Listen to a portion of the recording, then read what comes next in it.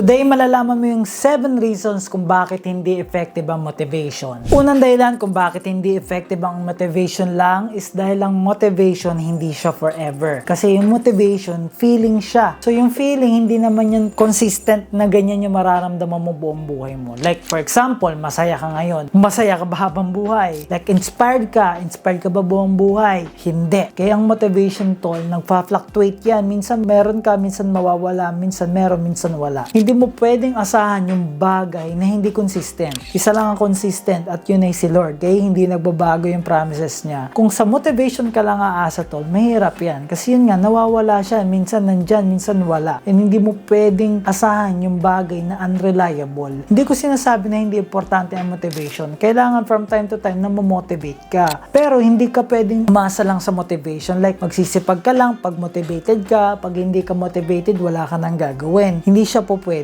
Kailangan, kahit hindi ka motivated, ginagawa mo yung bagay na kailangan mong gawin. Kasi motivation tol, hindi mo siya maasahan eh. Hindi naman siya laging nandyan. So, kailangan ng asahan mo yung sarili mo. Kailangan mong asahan yung habits mo. Yung motivation tol, hindi siya permanente, hindi siya habang buhay nandyan. Time to time mo lang siya mararamdaman. Pero yung mga works, yung mga deadlines, yung mga projects, yung mga stress, yung mga challenges, consistent yan na nandyan. So, ikaw, kailangan harapin mo yung mga bagay na yan kahit hindi ka motivated. Next na dahilan kung bakit hindi effective ang motivation lang is yung lack of consistency. Since yun nga, yung hindi consistent yung motivation, yung galaw mo, inconsistent din. Okay?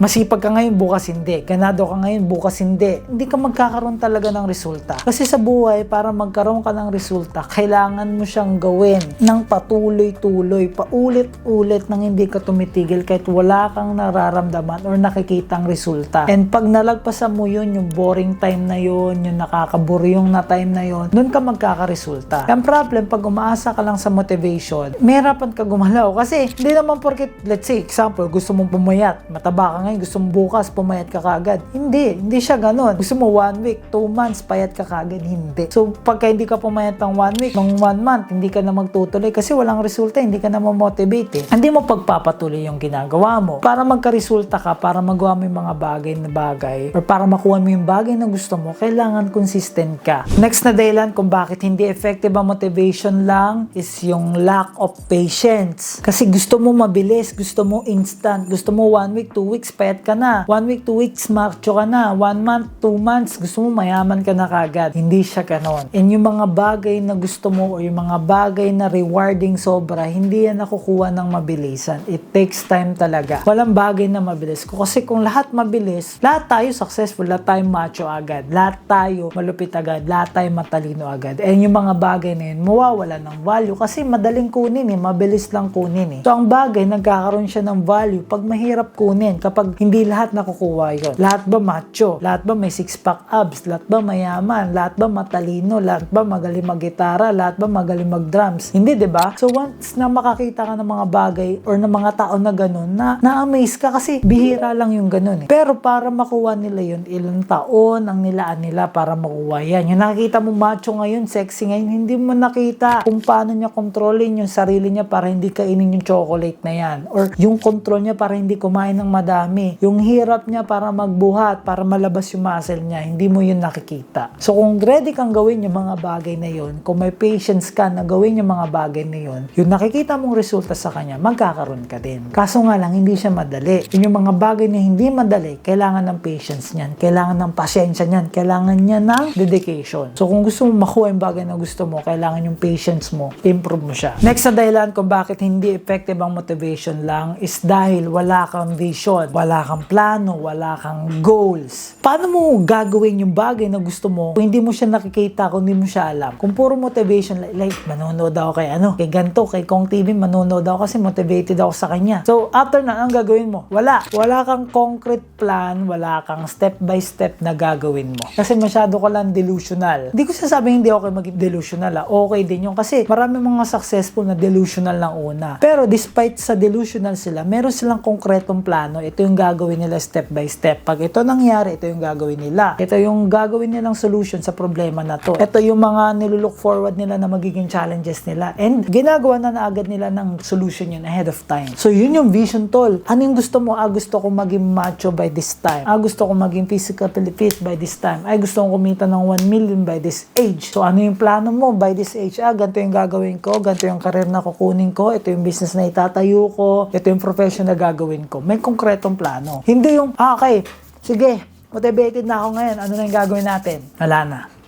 Ano ka na, stock up ka na. Hindi mo na alam yung next move mo, hindi mo na alam yung gagawin mo. Hindi sapat yung motivation lang, tol. Kailangan mo ng plano. Sabi nga nila, if you fail to plan, you plan to fail. Okay, so kailangan mo ng plano. Si Lord bibigyan ka ng vision yan. Pero yung vision para makuha mo, kailangan mo ng plano pa. Hindi lang din syempre sapat yung vision, kailangan pa ng step by step para makuha yung vision. Pero importante yung vision. Kasi yung vision, yun yung nagbibigay ng purpose sa isang leader or sa isang tao. Pagka yung tao walang vision, dun sila napapariwara, dun sila na pupunta sa mga bisyo, dun sila na pupunta sa mga hindi magagandang bagay. So, kung gusto mo magkaroon ng purpose yung buhay mo, kung gusto mo maging exciting yung buhay mo, kailangan mo ng vision. And syempre, plan para makuha or ma-achieve mo yung vision na yan. Next ang dahilan kung bakit hindi effective ang motivation lang is unhealthy yung lifestyle na meron ka. Tandaan mo, tol, you are what you eat. Ano yung kinakain mo, yun ka. Kung feel mo sluggish ka, feel mo pagod ka kagad, wala kang gana gumalaw, tinatamad ka, check mo yung lifestyle mo. Ano ba yung ginagawa mong lifestyle? Madalas ka bang puyat? Madalas ba junk food yung kinakain mo? Wala ka bang maayos na kinakain? Wala ka bang nutritional foods na kinakain? Ano ba yung kinukonsume mo sa katawan mo? Puro ka ba cup noodles? Puro ka ba chicheria? Nakaka-apekto yan. Pansin mo yung mga high performers, yung mga gaganda yung katawan, yung mga successful, magaganda yung lifestyle nila. Nag-workout sila, kumakain sila na maayos. Siyempre, baka sabihin mo, JC, nag-start pa lang ako, hindi ko naman afford mag-gym, hindi ko naman afford bumili ng mga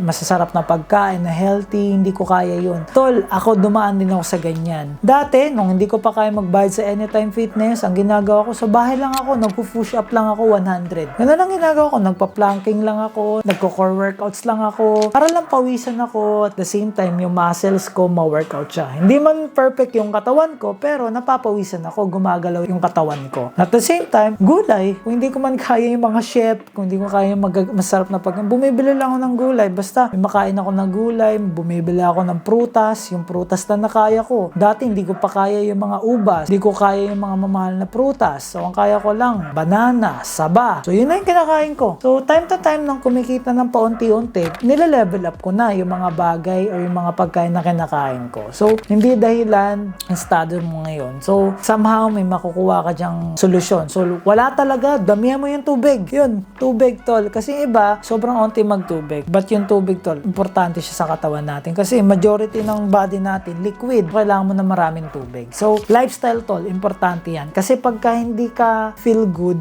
hindi maganda yung mood mo. So, hindi ka nakakapag-perform na maayos. So, kailangan alagaan mo rin yung sarili mo, yung lifestyle mo. Kung gusto mo pa makapag-catch up sa akin, tol, gusto mo pa ng mga additional content, make sure na mag-join ka sa ating Facebook group. So, exclusive lang yan sa mga followers natin. So, mag-join ka dyan. So, time to time, magla-live tayo dyan. So, pag may mga suggestion ka din, may content ka na gusto, post mo lang dito. So, mag-join ka na. Nasa description yung link. Next na dahilan kung bakit hindi sapat yung motivation lang is kapag nasa wrong environment ka. Ika nga, tol, yung seed, yung buto. Pag nilagay mo yun sa lupa, tol, diniligan mo yan, naarawan yan, kahit hindi ka magdasal, tutubo yan. Through time, magiging puno yan. Di mo ka lang magdasal, wala kang ibang kailangan gawin. But yung seed na yan, tol, ilagay mo sa tiles, kahit magdasal ka, tol, lahat ng pare, pagdasalin mo dyan, lahat ng mga Buddhist pagdasalin mo dyan, lahat, umiyak ka man dyan, tol, magdasal ka man dyan everyday, hindi yan tutubo. Kasi yung seed na yun, nasa wrong environment. So, ganun din sa'yo, tol. Kahit sobrang motivated ka, kahit sobrang galing mo pa, kung nasa wrong environment ka, tol, madalas, hindi mo makuha yung bagay na gusto mo. So, ang key, tol, unti-unti, alisin mo yung sarili mo sa wrong environment. So, JC, paano pag yung pamilya ko ang gulo? Talagang magulo, sa bahay magulo. Di lumabas ka, punta ka sa library, punta ka sa tropa mo, kung may tropa ka maayos, punta ka doon,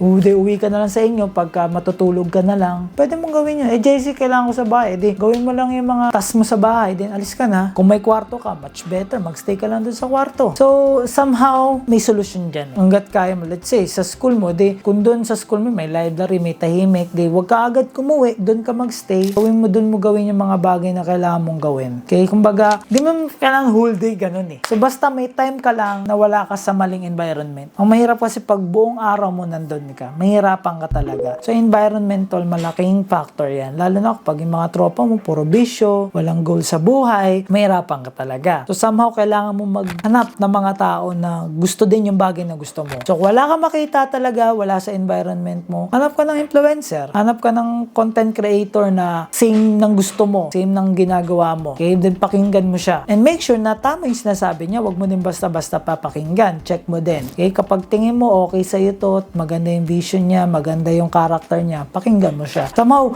mentor mo na rin siya. Kaya may nagsasabi sa akin, mentor na yung tawag nila sa akin. Kasi online, nakikita nila ako. Wala silang gantong tropa, wala silang kagaya ko na nasa circle nila ngayon. So, pinapanood na lang yung video ko. Ganon din sa'yo. Kilala na ako. Let's say, kung graphic artist ka, hanap ka ng content creator na graphic artist. Video editor, kung video editor ka, hanap ka. So, at least, meron kang body-body. Kahit hindi man physical, meron kang kasabay. Meron kang nakuha na ng inspirasyon, may nakukuha na ka ng ideas din. And somehow, good environment na rin yun.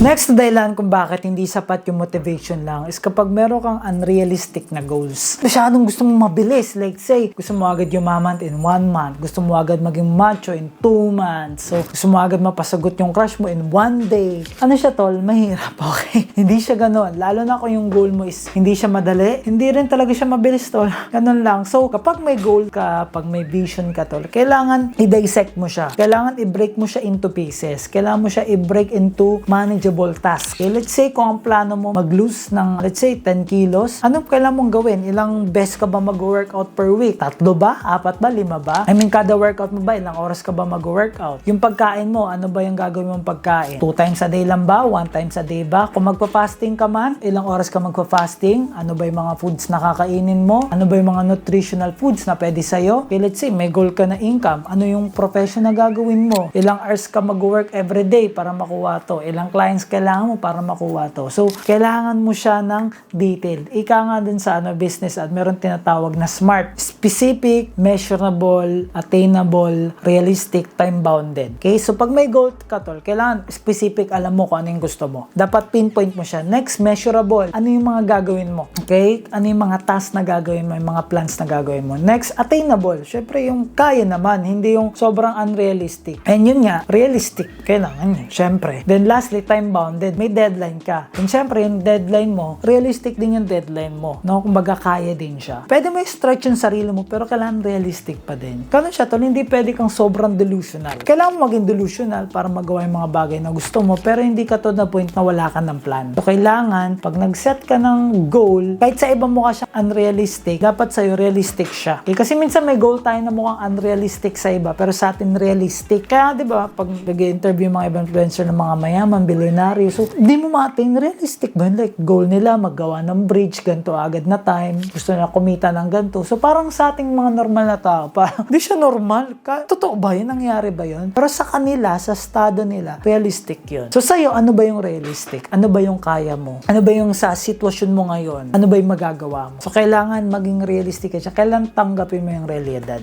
And kung ano yung meron ka, i-workout mo yan.